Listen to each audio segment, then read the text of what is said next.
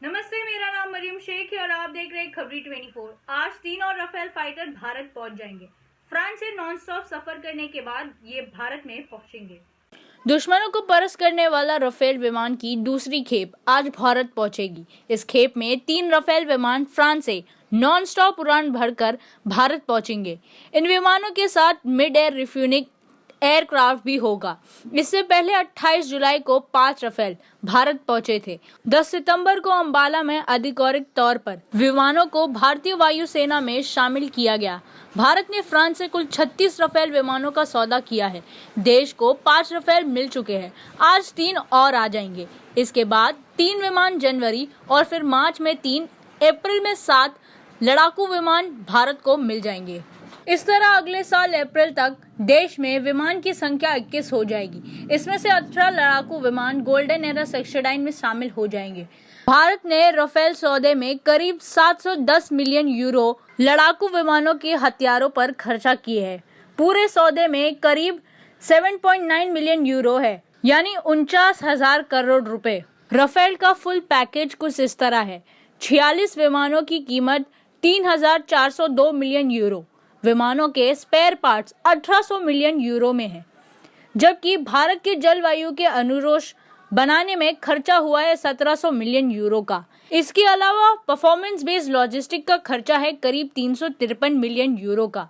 एक विमान की कीमत करीब 90 मिलियन यूरो है, यानी 670 करोड़ रुपए। लेकिन इस विमान में लगने वाले हथियार, सिम्युलेटर ट्रेनिंग मिलाकर एक फाइटर जेट की कीमत करीब 1600 करोड़ रुपए पड़ेगी।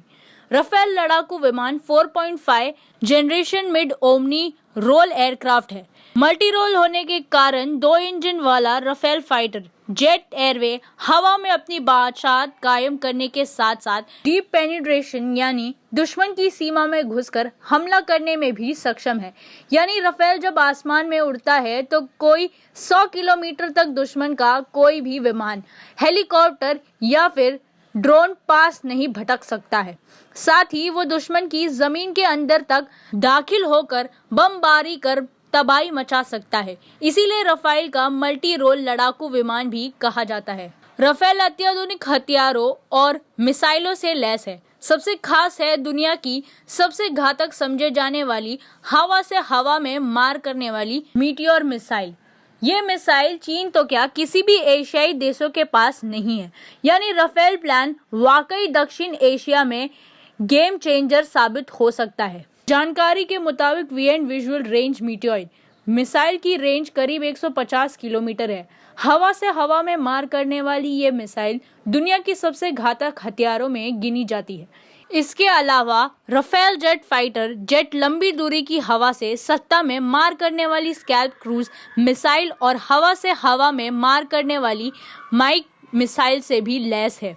राफेल में एक और खासियत ये है कि इसका पायलट के हेलमेट में ही फाइटर प्लेन का पूरा डिस्प्ले सिस्टम है। यानी उस प्लेन के कॉकपिट में लगे सिस्टम को देखने की जरूरत भी नहीं पड़ती है। उसका पूरा कॉकपिट का डिस्प्ले हेलमेट में ही होगा। आज की वीडियो में इतना ही। लेटेस्ट खबरों के लिए यूं ही देखते रहिए हमारा चैनल खबरी 24। धन्यवाद।